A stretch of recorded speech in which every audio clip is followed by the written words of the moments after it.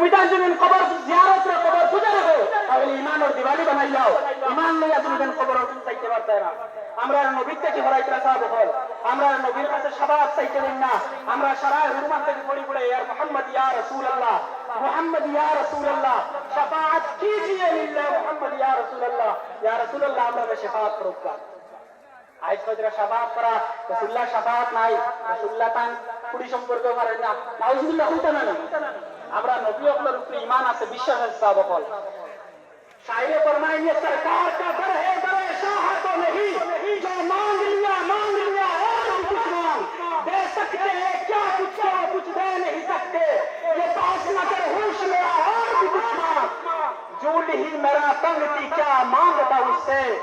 वो तो कहते रहे मांग जरा और भी कुछ मांग सुभान अल्लाह शायर को इतना दाम अंगर मांग दिला इधर मार सार इधर खाना दिसना दे सकते हैं क्या कुछ करो कुछ दे नहीं सकते ये बहस ना करो होश में और बिठाना এটা তর্ক বিতর্ক যাইছ না আল্লাহর হাবিবের মওকা পাইছো বাস মান আল্লাহ কি ঈদ রাসূলুল্লাহর শানো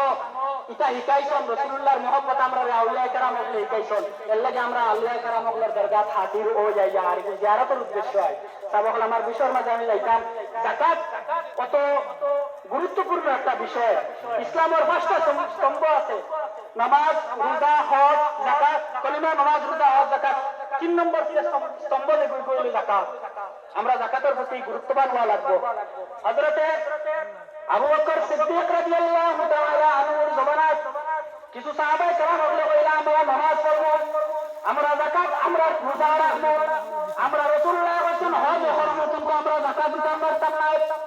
হযরত আবু বকর সিদ্দিক রাদিয়াল্লাহু তাআলা আনহু সাহাবায়ে কেরাম হলো জমায়া আল্লাহ নিয়া কইলা ও সাহাবায়ে কেরাম হল কিছু সাহাবায়ে কেরাম হলো কইতরা কিছু ধনী মানুষে কইতরা যাকাত দিতে না কিটা করা যায় ও সাহাবায়ে কেরাম হলে ইজমা হয়ে গেল উলাইস্তা কি যে ব্যক্তি যাকাত তো ইয়া দিত না যাকাত রে ফরজ না নিয়া দিত না হে ফাসি সাহাবায়ে কেরাম হলে ইজমা হয়ে গেছে যাকাত তো ইয়া যে দিত না এগো ফাসি আর যে ব্যক্তি